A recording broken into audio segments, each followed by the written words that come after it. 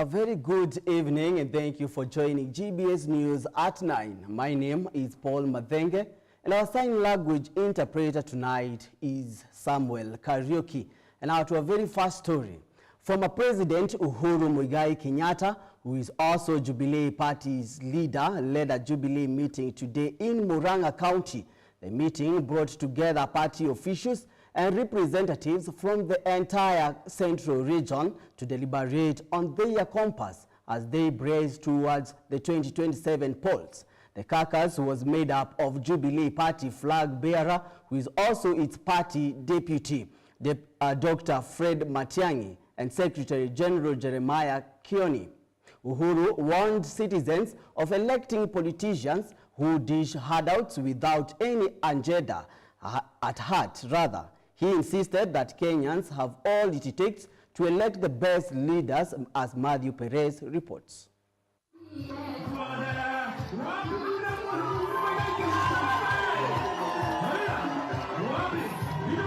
You have what is necessary to elect leaders that will fix the problems of Kenya, says former President Uhuru Muigai Kenyatta. They must be given an opportunity to take so that they are in a position to determine for themselves how they wish the Kenya they want to be. Sio wewe kuja kuambia ati itakuwa hivi. Wenyewe wanajua Kenya ile wanataka. Speaking in Murang'a in a closed-door meeting that brought together top party officials and key delegates, including Jubilee presidential candidate Dr. Fred Matiang'i, who is also its deputy party leader, along with Secretary General Jeremiah Kioni, to deliberate on the party's future direction and restructure ahead of the 2027 polls. Uhuru warned the Mount Kenya region of voting leaders whose agenda is only to dish money to the voters.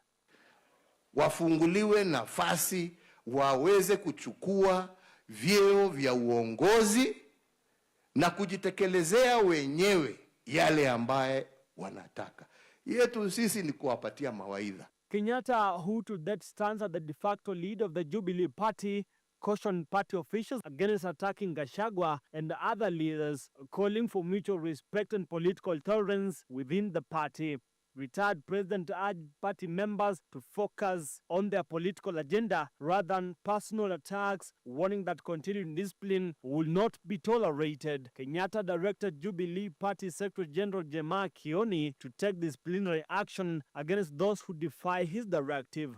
Na ndipo muliona nikienda nikasema hata kama tumeshindana na wakina Raila na wengine, jameni, wacha tushikane.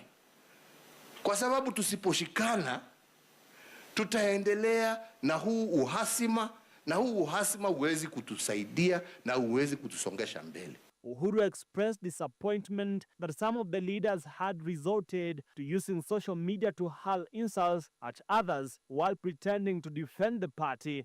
Kenyatta's remarks come a month after Gachagua backtracked on his early apology to the former president and his family for the perceived bad blood during the 2022 general elections. Matthew Perez for GBS News.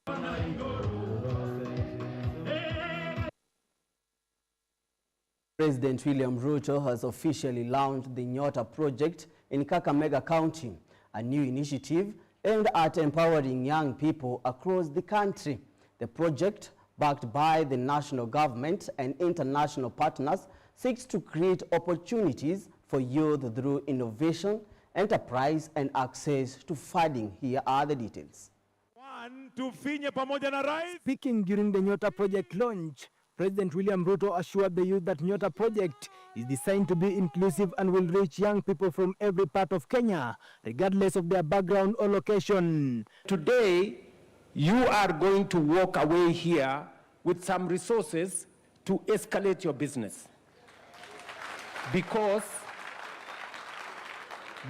you stepped forward, not because you knew anybody, not because you were assisted by anybody. It is because you identified an opportunity and you went for it. The president emphasized on the government's goal to build a generation of self-reliant and innovation young leaders driving national transformation. We had an earlier program called KOP that was not as inclusive as this one.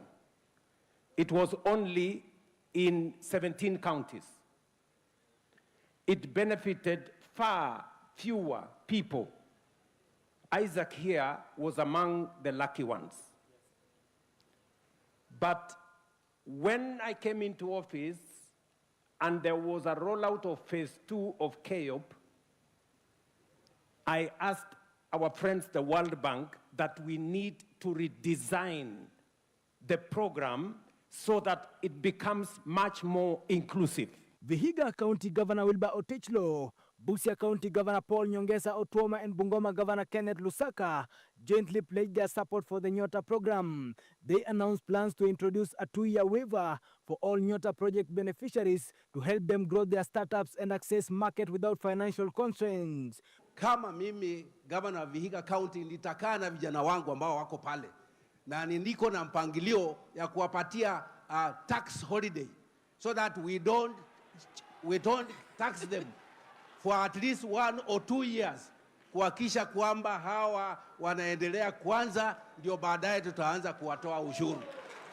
Nimeona sasa vile hii Nyota inakuja na kuleta opportunities, ikiwa sasa pia sisi tuta-align zile funds ili ziweze kuwa available kwa vijana wetu. Ile industrial park tunajenga Likuyani, value addition, the priority watakuwa beneficiaries wa leo kupewa nafasi ya kufanya kazi hapo. Principal Secretary for Youth Affairs Fikirini Jacobs outlined several catalytic projects that will complement the Nyota initiative, including digital skills training, enterprise incubation hubs, and access to low-interest credit facilities.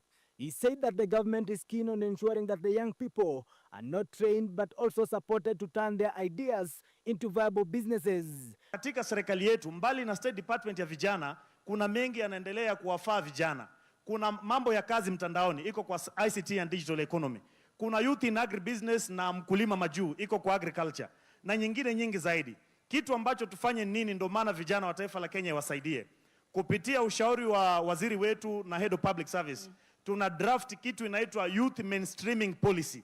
Ili katika State Department ya vijana, tutume Youth Mainstreaming Officers kwa kila State Department wa kuangalia maneno ya vijana, kupata data na kuwapa vijana ili iwe rahisi kucombine youth agenda kupitia whole of government approach. The event, which was attended by the World Bank representatives who reaffirmed their commitment to supporting the Kenya's youth development agenda through financial and technical assistance under the Nyota project framework. The Nyota program will not only empower young people, but also foster a more inclusive and resilient economy for all Kenyans. The Nyota project is expected to roll out in all 47 counties, targeting thousands of young innovators and entrepreneurs.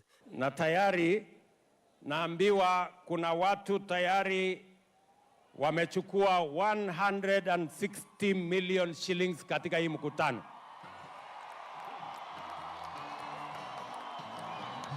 Its launch in Kakamega marks what the government calls a new dawn for Kenya's youth empowerment. Davis Karani for GBS News. And now moving on, over 100 skilled artisans in Gishugu are said to benefit from the recognition of prayer learning program, an initiative by Gishugu Technical and Vocational College in partnership with the local NGCDF office. The program aims at to formally satisfy workers with years of hands-on experience, boosting their employability, income, and recognition both locally and internationally. Here are the details. Hapa Gishugu TVC ni kwa sababu ya kulaunch RPL, masomo ya watu ambao wamekuwa na experience lakini hawakuwa na cheti katika masomo yao, na tunashukuru Bwana sana ni kwa sababu ya mheshimiwa wetu Geshimo Gedenji, kwa sababu amekuwa msaada kwetu sana. Siku ya leo ametulipia kila kitu ambacho kilikuwa kinahitajika, kwa sababu kulikuwa na challenges. Kupata hii cheti ilikuwa ni lazima ulipe pesa, lakini kwa sababu ya kuwa na mheshimiwa ambaye anajali watu wake wa Gishugu, amekubuka watu wake na ametulipia hii cheti. Kumekuwa na challenges mingi sana, kama niseme mimi nafanyanga mambo ya upishi, chakula na kupikia watu keki za maharusi na hata wakiwa na birthdays. Kumekuwa na challenges mingi sana kwa sababu kukiwa na mambo katika serikali ama katika maofisi makuu, haukuwa uruhusiwe kuenda ukapike mahali pale hata kama uko na experience, ni kwa sababu hauna cheti. Lakini tunashukuru Bwana kwa siku ya leo, ni kwa sababu tunaenda kupatiwa hizo cheti kupitia msaada wa NGCDF ya Geshogo kupitia mheshimiwa wetu. Kwa hivyo tuko na shukrani sana, hata ni kwa sababu ya principal wa hii shule Bwana Kememia, ni kwa sababu kama sio kumpitia hatungekuwa huku, sababu hatungeruhusiwa kuingia TVET, lakini kwa sababu hata yeye amekuja huku na anapenda watu wa Geshogo, tunashukuru Bwana ni kwa sababu wameshikana sana na ili watu wote wakapate msaada. Kwa hivyo watu wote wa Geshogo kama uko mbali, na ningetaka kusema wote wanahimizwa, kama unataka cheti, kila mtu amekubaliwa kuingia hapa na tutapatiwa cheti na ili kila mtu akaweze kufurahia. Tulikuanga huku Geshogo TVC, tulikuwa tumealikwa na mheshimiwa wetu Geshimo juu ya certificate. Kuna certificate anataka kutusponsor, kutupatia zenyewe. Na tunashukuru sana kwa sababu tumekuwa na challenges mingi sana ya kutopata kazi kwa sababu ya hizi certificates.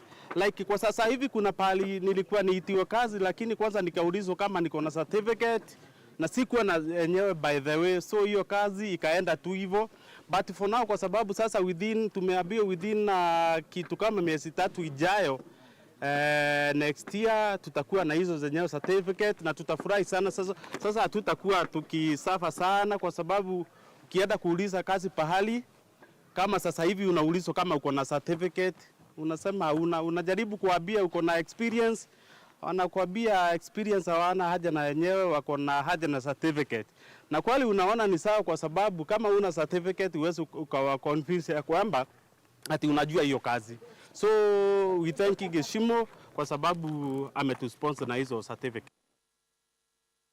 And now it's time for us to take a short break. Keep your feedback streaming into our social media platform at GBS TV Africa. The SMS line is 21144. We will be right back. Hello kids, and welcome to Kids Mind, where we learn, we laugh, and we explore. Once upon a time, there lived this beautiful, kind, and humble lady named Esther. She lived with Mordecai for a very long time until she grew as big as me. Before Esther was not named Esther, her name was Hadassah. In our today's Bible story, I mentioned 5 characters. Who are they? Mordecai, King Xerxes, Esther, Haman, and Haggai. Esther represents me. Esther represents me.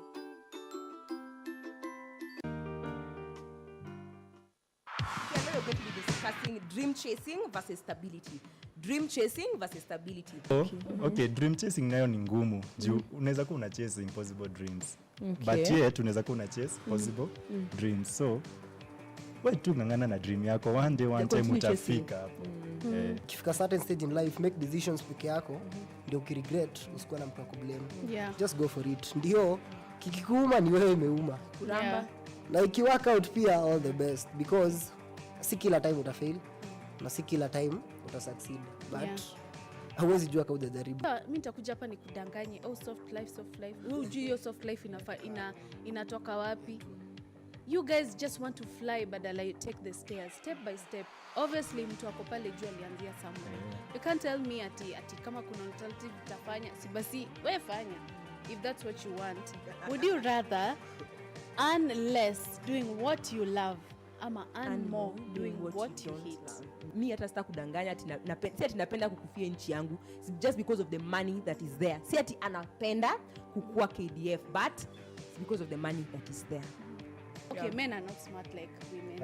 I'm going to true. say that That's for a true. fact. If right now, that is true. If me and Rachel say to pay 1 million, tupe mwaka moja, hiyo million itakuwa hata maybe 10. But if a man unashikangwa tu na kiburi, sasa ndio unavaa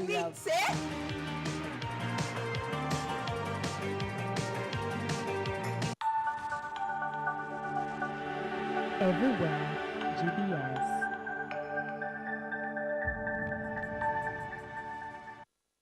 Well, welcome back here at GBS News at 9, where we make your news our business. And now to our next story. The Principal Secretary for Immigration and Citizen Services, Dr. Belio Kipsang, has cautioned Kenyans against making any cash payments for government services, warning that such transactions are now deemed fraudulent under the government digital transformation drive. Speaking in Narok County, Dr. Kipsang emphasized that all payments must be made through the e-citizen platform, noting that no government office is authorized to receive cash. He further warned that officers involved in fraudulent dealings will face disciplinary and criminal action, even as investigations continue into alleged passport fraud within the Immigration Department. Here are the details. The reasons why we migrated our services to a digital system was exactly to avoid some of these consequential effects of people not remitting resources. And I don't understand why a Kenyan would go and pay money, yet we have said very clearly that all payments are done in a digital way through 22222. So anybody purporting to pay monies for any service that is offered by government now is being frauded. And I ask Kenyans not to fall into those traps, because there are no services where we go pay money in cash. All our services now are paid through 22222 in the e-citizen system. And any of our officers who will be found to be involved in any fraudulent activities, then they will be dealt with as individuals, because that will be a criminal offense, and they will go through the criminal justice system, and they will be dealt with in that particular way. So that's what I can say about anybody who would want to be involved in anything that is not within the law, then they will be dealt with within the framework of our law. There will always be cases of individuals doing one thing or the other. That is why in government we have a disciplinary process and a disciplinary framework. Those which fall through administrative disciplinary process will go through that. Those who graduate to be criminal, then they will be dealt with within the criminal, our criminal and the law as is required. Thank you. We are using very modern technology through what we call live capture systems. The live capture systems is such that these machines, the live capture units, are able to capture the biometrics, the fingerprints. They are able to capture your photo. They are able to capture all the other information. The information is typed in directly. We have a scanner within the machine that is able to scan and upload the information that we require in the documents. Upon capturing all that information, the data is transmitted directly to our headquarters. And once they are at the headquarters, then it is verified and you can get your ID the same day. If you are in Nairobi and you do that in the morning, goes through the verification. If you are to come to our offices at 5, you can literally pick your ID. But because of logistics and transportation, it takes 3 to 7 days to reach certain parts of the country. But it has increased the efficiency of our work in terms of service delivery. And that is the future. And as we are all aware, the president seized the issues of vetting. And this vetting really disadvantaged certain regions, including Narok. Narok has a very long border with Tanzania. And out of the vetting processes, some of our people have failed to get their IDs because some of them were reluctant to submit themselves to vetting. But now, with the cessation of vetting, those historical challenges that our people got have now been removed.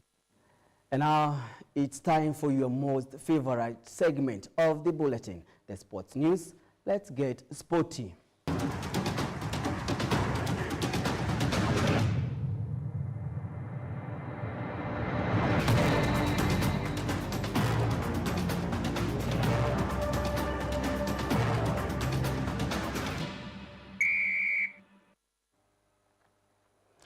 And now, the Harambee Stars are set to face off against Senegal, the 2021 Africa Cup of Nations champions, in an exciting international friendly on Monday, November 18th, in Antalya, Turkey.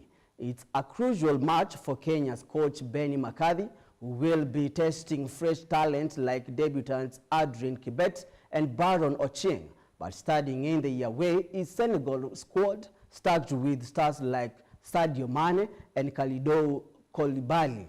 Our sports reporter Elvis Muyodi has the details. The Harambee Stars are gearing up for a thrilling international friendly against none other than Senegal, the 2021 African Cup of Nations champions. The match will take place on Monday, November 18th at the Modern Sports Complex in Antalya, Turkey, kicking off at 6 p.m. East African time. The two countries last met 6 years ago in the 2019 AFCON group stage match, where the Lions of Teranga won by 3-0. Kenya's coach Benny McCarthy is using this as a golden opportunity to test new players, with rising stars Adrian Kibet and Baron Ochieng earning their first senior call-ups. This clash will be their second friendly in just a few days, following a match against Madagascar on November 14th. But it's not just about the young blood. The Lions of Teranga, led by coach Papa Thiao, will bring their full force, including world-class players like Sadio Mane, Kalidou Koulibaly, and Nicholas Jackson.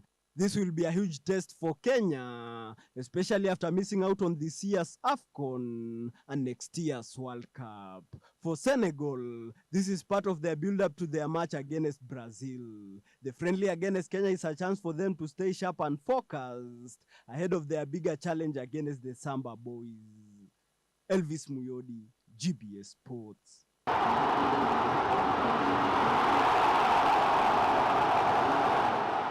And now, moving on, a remarkable moment in football history has just been made.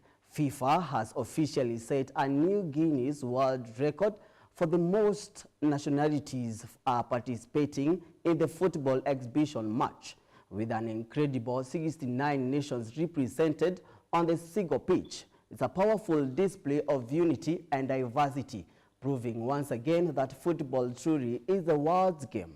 From every corner of the globe, players came together not just to compete, but to celebrate friendship, teamwork, and the universal love of the sport, as Elvis Muyodi reports.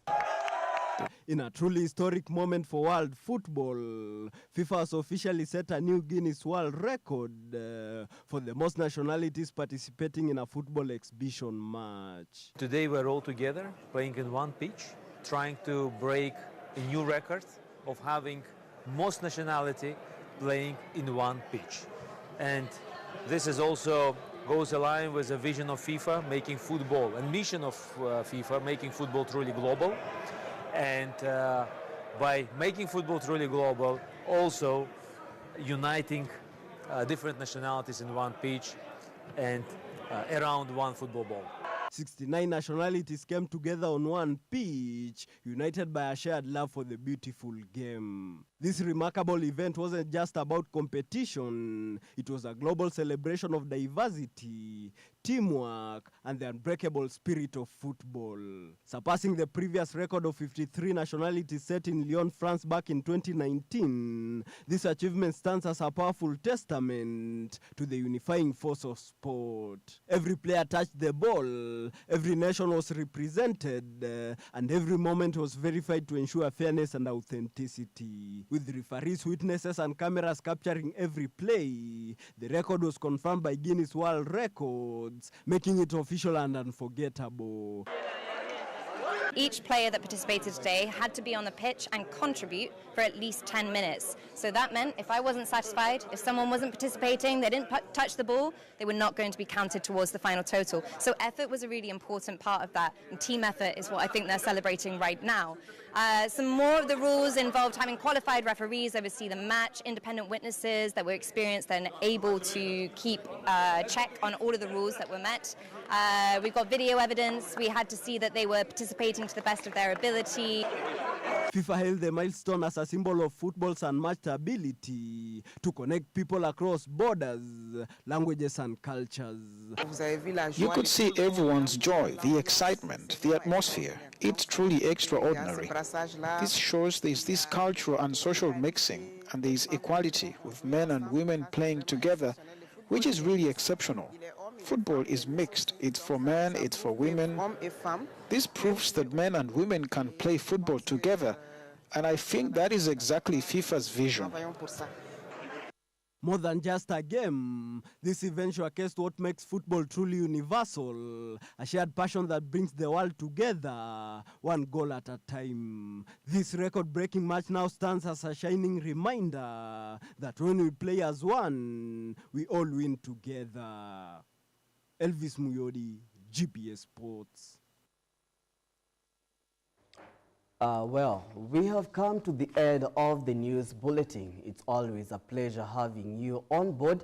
Let's do this again next time, same channel here at GBS News at 9, where we make your news our business. My name is Paul Madenge, and our sign language interpreter tonight has been Samuel Kariuki.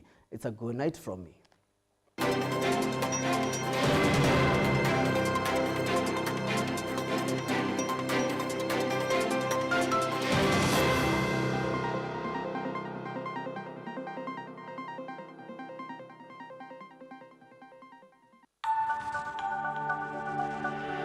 Everywhere